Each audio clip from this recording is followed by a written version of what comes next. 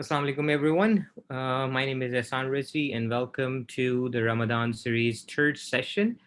I hope you were able to attend the first two sessions of this series, in which we covered the main terminologies and some of the common concepts around the month of Ramadan.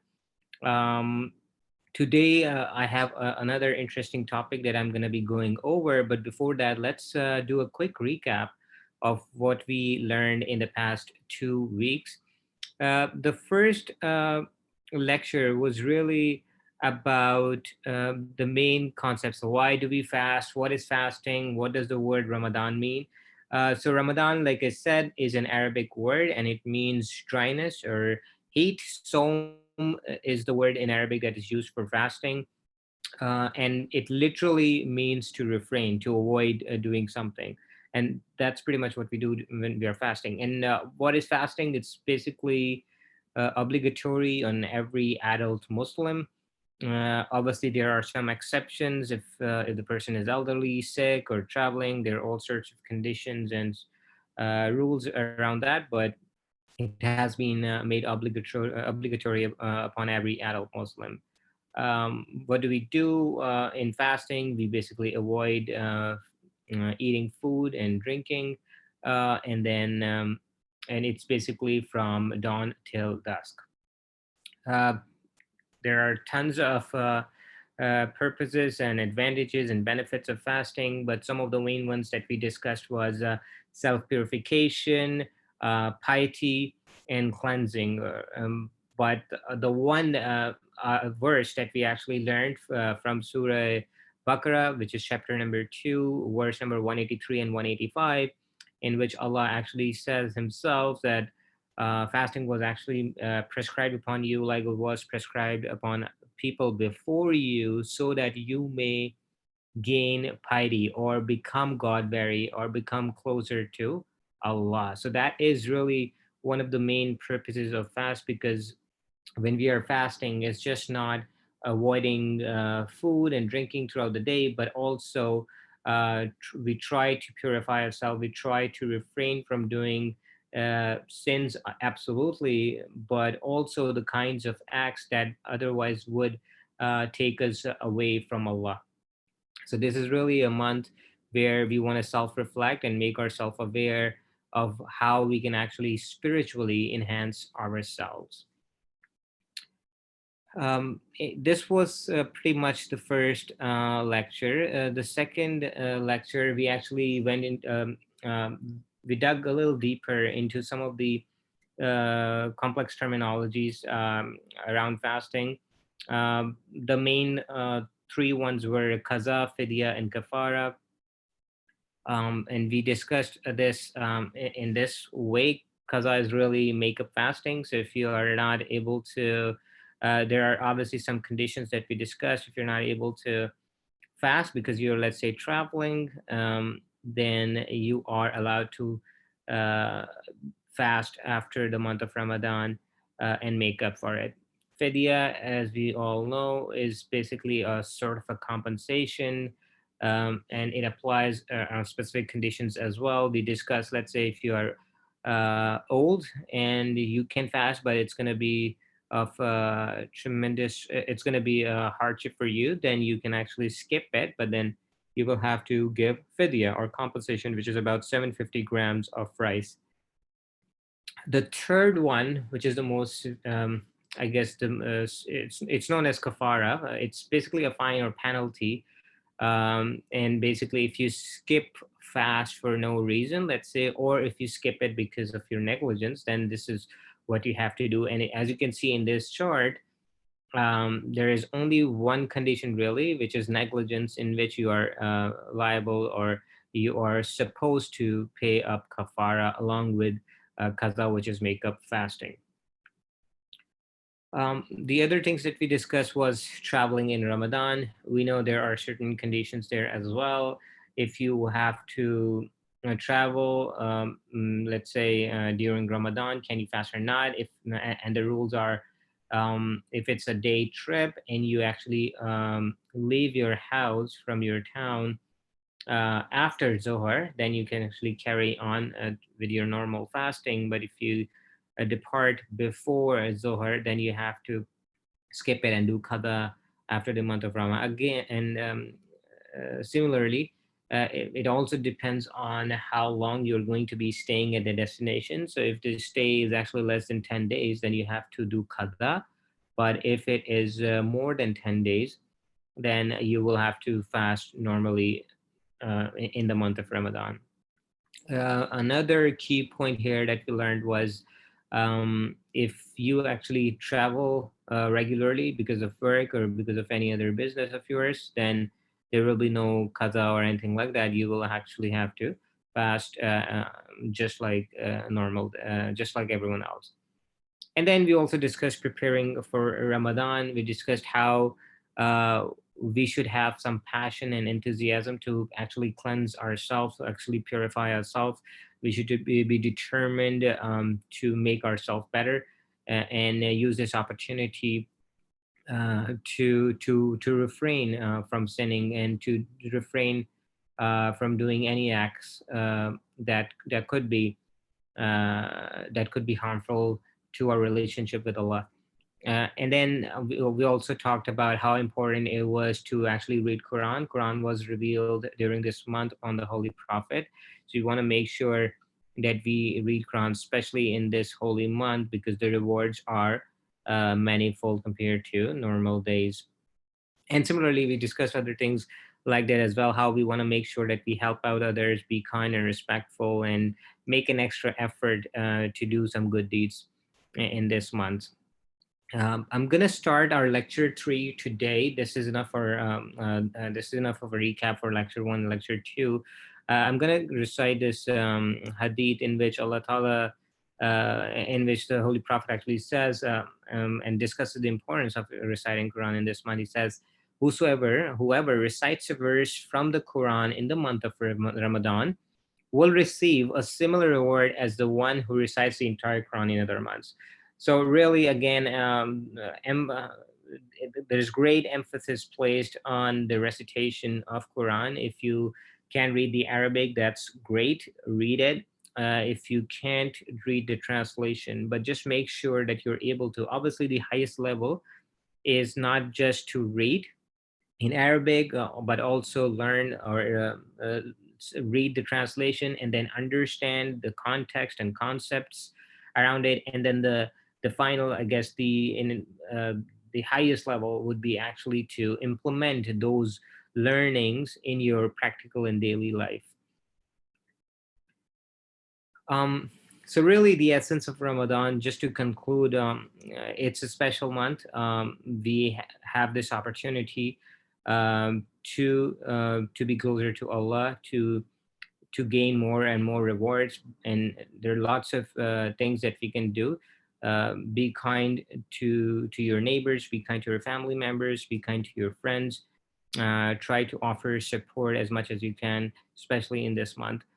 We discussed this before as well. The second point is not just abstaining from food and not drinking water, but it's actually um, uh, making sure that you're protecting all your faculties, your eyes, your ears, your feet, your hands. Make sure that they are actually being used or utilized in actually gaining proximity to Allah, and not getting away from or not becoming a source for being away from Allah. And then enhance your salah. So let's say, if you, in normal days, if you are reading your namaz, let's say in 2 minutes, maybe extend it a bit longer. Maybe try to recite slowly so that you can actually understand and feel each word that you're pronouncing, right? This could be something that can enhance your salah. Maybe also focus on what that particular word could potentially mean, or means, right? If you are reading your salah and trying to understand what you're saying as well, this will definitely enhance the spirituality of that act as well. Doing good deeds, obviously, we mentioned that before as well. This is just a quick recap again. Make sure you are polite, you do not lose temper. It's easy when you're hungry, when you haven't had food for so long. It's easy to actually get mad at people, but just try to stay calm, try to tolerate and be patient around people, um, and make sure that you are playing your part in making lives easier for everyone around you. Cleansing our sins, obviously, do the first thing is obviously not to do any sin. Like this should be obviously the first thing, and the second thing would be to actually ask for forgiveness, to do istighfar from Allah for our past sins. um, and make sure that you pray to Allah, and remember each of your sins that you have done in the past, and try to ask forgiveness from Allah by remembering each of your sins. Maybe write them down on a notebook or something. If it's harder, sometimes it's easy to actually visualize when you have something written on a piece of paper or something. That will help you. Uh, that will really help you think about how you should not repeat that act again, because you're actually embarrassed about it and you're asking for forgiveness from Allah for that act, and you want to make sure that it doesn't happen again. So today, this was about Ramadan really, and I think we are in good shape to actually start talking about some of the other topics that definitely I am very interested about. And today's topic is really about ghaiba. I wanted to discuss that. So because I think it plays an important role in Quran as well. We've seen this word being used multiple times. So let's go over it.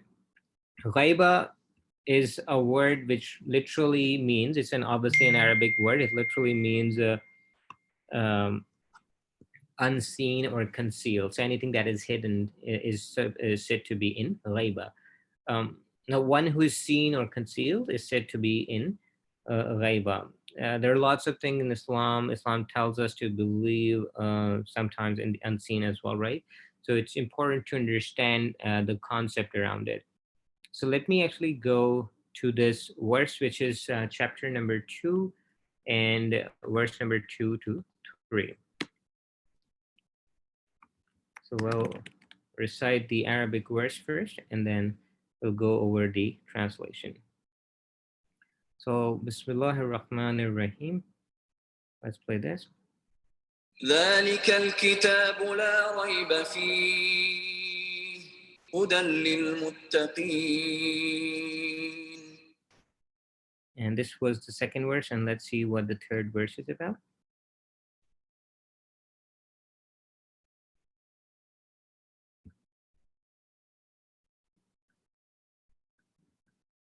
Okay, so let me search this again.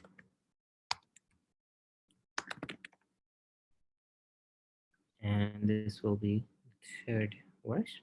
الذين يؤمنون بالغيب ويقيمون الصلاة ومما رزقناهم ينفقون. All right, الذين يؤمنون. So let's go over the translation. Basically, Allah Ta'ala says here, this book is about which there is no doubt. So there is no doubt in the holy book of Quran, a guidance for those conscious of Allah. So he mentions the objective of this book as well. It's a source of guidance for everyone out there. He doesn't mention that it's a source of guidance just for Muslims or just for a certain sect or group of people. It doesn't mention any time period or any era, but it simply said it's a guidance for those conscious of Allah. And then in the third verse, this is what really is pertaining to our topic today, who believe in the unseen. So, who are those people for which this book, Quran, is actually a guidance? Those people are conscious of Allah. But what do they do? What are their characteristics? And the first and foremost is who believe in the unseen. And this is the word ghaiba that we are trying to understand today, who believe in the unseen, establish prayer, and spend out of what we have provided for them. So obviously, established prayer is the salah that we do 5 times a day, and spend out of which we have provided for them is obviously charity or giving alms to the needy. Now, obviously we're trying to understand what this means really, right? Who believes in the unseen? So what does this word unseen mean? There could be so many things that are hidden from us. Basically, Imam Jafar as-Sadiq alayhi salam, our sixth Imam, was actually asked this question and he was asked like, what does this word in this verse, what is the context behind it, what does it mean? So he replied that it basically means Imam Zainul Abidi, Imam Mahdi alayhi salam, who's our 12th Imam. Um, and he basically said that this is what it means. So he further elaborated that actually Imam Mahdi can actually see us, but we cannot see him, and that's why he is he is the one who is actually in ghaiba, and this is our belief as well. I want to quickly go over the family tree of Imam Hadith. Just we should all be, or we should all already know what the family tree of Imam Mahdi is. But let me just give you a quick rundown here. So obviously, the progeny starts from the Holy Prophet, and then God, Hazrat Ali and Bibi Fatima, Salamullah alaiha, and they had two sons, Imam Hassan and Imam Hussein. And from Imam Hussein, we had this chain of imams that goes till our 12th imam, Imam Mahdi alayhi salam. So you can see Imam Zainul Abidin, Imam Bakir, Imam Jafar Sadiq, Imam Musa Kazim, Imam Riza, Imam Muhammad Taqi, Ali Naki Hassan Askari, and Imam Mahdi alayhi salam. Uh, so I'm gonna be talking about the two periods of Imam Mahdi. As we all know, Imam Mahdi is actually in Ghaiba, but there were two types of Ghaiba. And so one was known as the Ghaibat Sughra that actually happened before. This was the first one, and the second one is Ghaibat Kubra. Ghaibat Sughra, basically, what are the differences between the two? Ghaibat Sughra, in which basically literally means um, it's the shorter ghaiba, the shorter disappearance. So it was only for 69 years.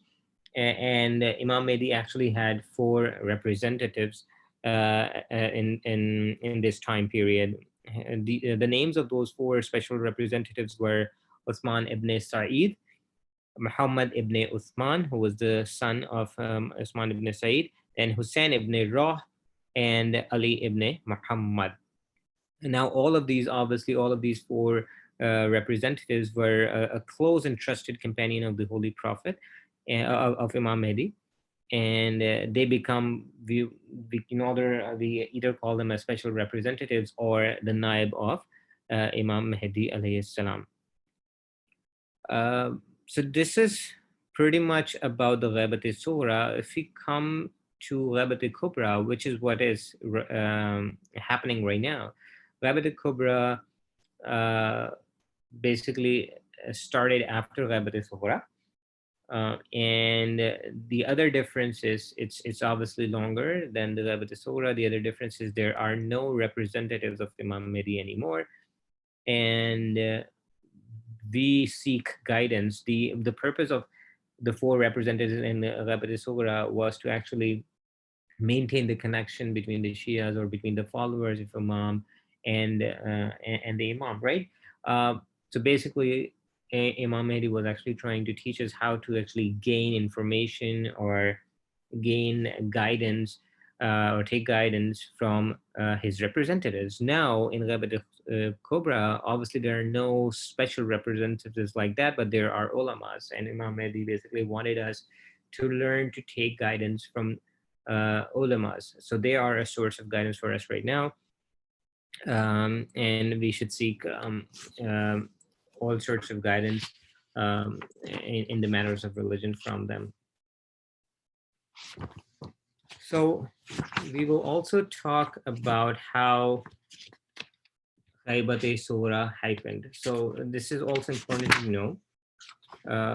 Basically, what happened was Imam Mahdi's father was Imam Hassan Askari, obviously, our 11th Imam. And he was poisoned by the ruler of that time, whose name was Motamid. Um, and Imam Mahdi at that time was only 5 years old. Um, when when Imam Hassan Askari got martyred, Imam Mahdi was the one who actually led his funeral prayers at his home in private, and then the funeral was taken out in public, and a funeral was also held in public for everyone. But Mohammed wanted to make sure that there was no one left from that family of Imam Hassan Askari. So he actually sent his soldiers to his home to find the young boy, which was Imam Mehdi, and so that he could actually assassinate him or murder him as well. And this is when the Ghabat Sughra happened. Allah Ta'ala wanted to make sure that he protected Imam Mehdi. And so he made him disappear so that the Motabit soldiers could not find him. It is then when the Ghabat Sughra started. So the question is, why was there a need of Ghaibat Sughra? Why could it not have been Ghaibat Kubra as well? Why were there a need for two Ghaibas or for two periods of Ghaiba? And again, it brings us to the same concept. Imam Mehdi wanted to train Shias. He wanted to make sure that uh, the followers, his followers, are actually able to seek knowledge from the representatives that Imam Mahdi has uh, appointed. So there were obviously four representatives from which time to time people would ask questions and seek guidance in matters of religion. And now, since we don't have those special four representatives, we still have ulamas and they're great authorities on religious concepts as well. So this is what Ghaibat Sughra really was for. The purpose of this was to train ourselves so that we can actually learn to take guidance from ulamas. I'll do a quick recap of our lesson today. So, what does ghaib mean? We already know it means hidden or concealed. And if someone is in ghaiba, then that means that person is uh, uh, in hiding. What does Ghabat al and Ghabat al-Kubra mean? And we already know Ghabat al is the disappearance that happened when the father of Imam Mahdi alayhi salam was poisoned by Mu'tamid, the ruler of that time. And when he sent his soldiers to actually find Imam Mahdi and assassinate him, he actually went into ghaiba or disappearance. This obviously lasted for 69 years, after which he appeared again. And then a point came when he actually went into Ghabat al Kubra, which exists till today. And obviously, the other difference is he had four naibs or representatives in Ghabat al Sughra, but there are no naibs or representatives right now in Ghabat al Kubra. Obviously, we do have scholars from whom we can take religious guidance. Difference between Gabade Sughra and Gabade Kubra, we already said. And then the fourth question, the final question is why, when did Gabade Sughra begin? And we also know the answer when Imam Mahdi was only like 5 years old at that time when Imam Hassan Askari was poisoned and got martyred. So this is when it all began. Another interesting piece before I actually wrap it up is how can we contact Imam? So obviously, Imam Mahdi did not leave us without any way to actually reach out to him. This method is actually known as it's somewhat traditional. It's known as writing a letter or a rida to the Imam. So whatever you want to say, whatever you want to ask from Imam Mahdi, you can actually write it on a piece of paper. And The wording really says is that you have to entrust this letter to the third Naib, whose name was Hussein ibn Ra.